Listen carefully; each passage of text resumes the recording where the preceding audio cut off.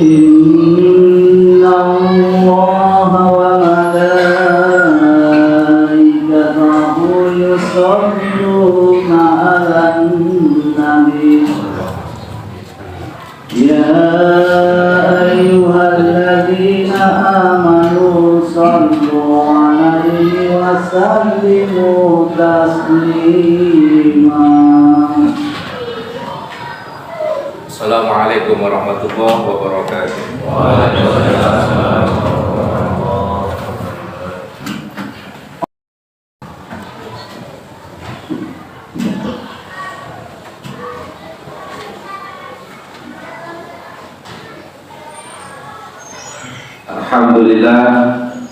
Alhamdulillahilladzi hadana lil-iman wal islam wa khosana bi syariati sayyidina Muhammadin khairil anam wa as'aluhu taufiqa minan niqami wal wafata 'alal iman.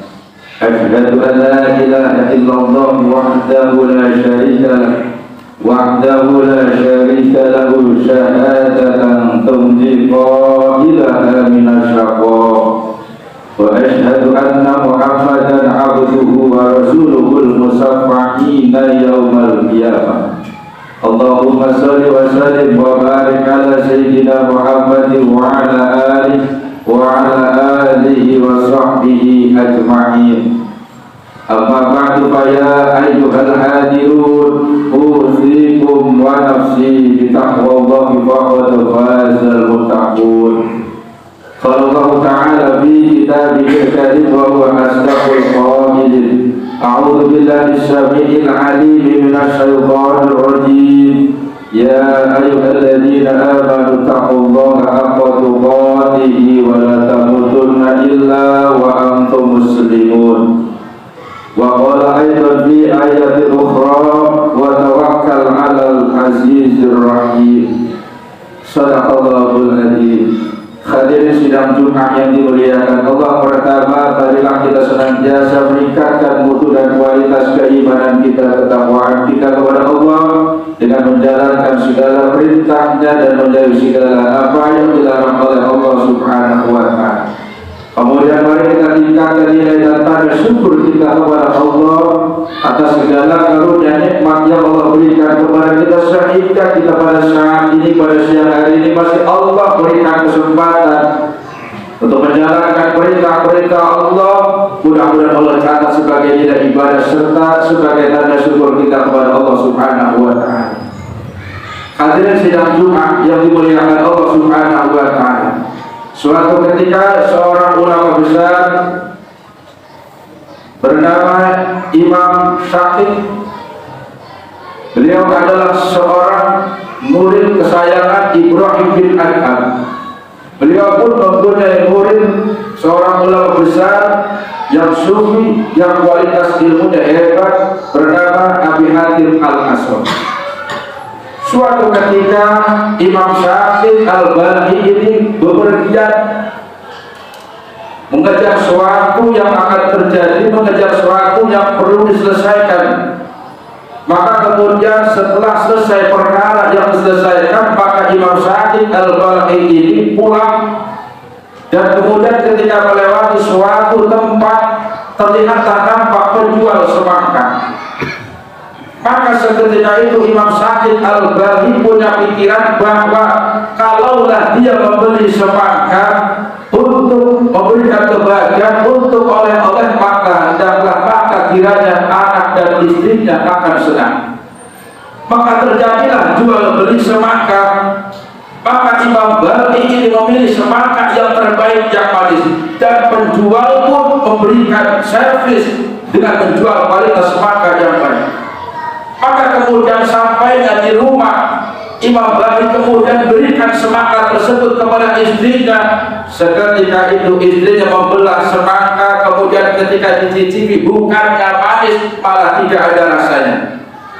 Maka seketika itu istrinya pun marah, dan ketika istrinya marah sentak, Imam Balkhi ini duduk santai. Maka kemudian setelah selesai marah, maka Imam Balkhi, seorang sufi, seorang ulama besar ini bertanya, "Wahai istriku, Kalau engkau marah dengan sebab semangat yang tidak ada rasanya, maka marahmu kau tujukan kepada siapa? Kalau marahmu kau tujukan kepadaku, kepada sebagai seorang suami yang memberi semangat, maka marahmu tidak tepat sasaran.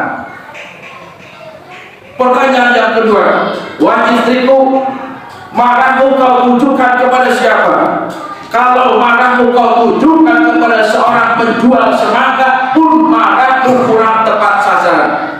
Kenapa? Karena penjual semangka pasti menjual semangka yang terbaik agar yang membelinya merasa enak dan kemudian membeli kembali.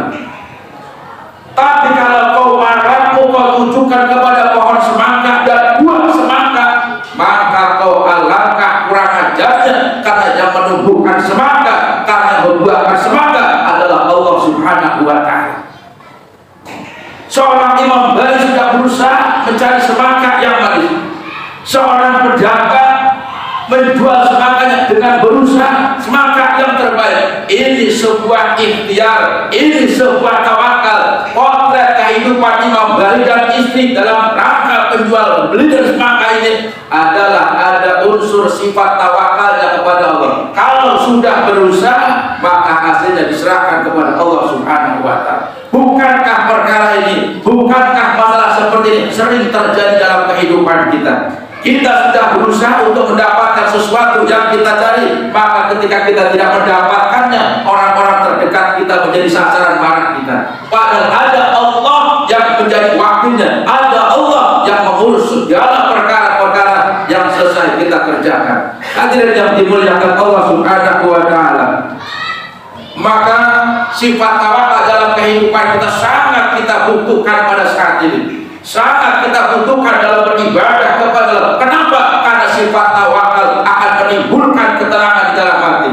Maka sifat tawakal akan menumbuhkan dua sifat yang terbaik, yaitu sifat sabar dan syukur. Hadirin yang dimuliakan Allah Subhanahu wa Ta'ala, Allah dalam firman-Nya, "Wa may yatawakkal 'ala Allah fa huwa hasbuh." Barang siapa orang yang bertawakal kepada Allah, menyerahkan segala urusannya kepada Allah, setelah dia berusaha, Allah akan berikan kecukupan rezeki. Allah akan berikan kecukupan keperluannya dalam kehidupan ini. Maka sifat tawakal seharusnya kita tumbuhkan dari waktu ke waktu. Sifat tawakal ketika kita mengingat Allah harus tumbuh dalam hati kita. Kenapa? Menumbuhkan sifat ketenangan, menumbuhkan sifat sabar dan syukur. Bukankah setiap hari kita keluar rumah, bukankah kita bepergian, ketika keluar menginjakkan kaki kita keluar rumah, kita sudah berikrar kepada Allah dengan mengucapkan Bismillah tawakkaltu 'ala Allah la haula wala quwwata illa billah, menyebut nama Allah Subhanahu wa Ta'ala, dan kita berikrar bahwa tidak ada daya dan kekuatan kecuali kekuatan Allah Subhanahu wa Ta'ala. Lupakah kita dengan kalimat ini ketika kita hendak pergi ke tempat berusaha, ketika kita tempat bekerja kita? Bukankah kita sudah berikrar? Tapi kenapa ketika hasil kita tidak memuaskan, ataukah sebaliknya kita tidak memiliki hasil, kita marah dengan orang-orang yang terdekat? Sama aja kita marah dengan Allah Subhanahu wa Ta'ala. Hadirin yang dimuliakan Allah Subhanahu wa Ta'ala, suatu ketika sahabat Rasul datang kepada Rasul, "Ya Rasulullah, apakah aku mengikat untaku kemudian aku tawakal, ataukah aku tawakal tapi aku tidak mengikat untaku ya Rasul?" Maka Rasul menjawab, "Iqilha wala tawakkal." Iqilha wa tawakkal. Ikatlah untamu terlebih dahulu, wa tawakkal, dan bertawakallah. Ini dia sudah sering terjadi dalam kehidupan kita. Kita sudah berusaha menjaga barang kita, tapi terkadang barang yang kita jaga, barang itu hilang. Tapi sebaliknya, kalau barang itu kita jaga kemudian barang itu tetap kita miliki, maka bersyukurlah kepada Allah.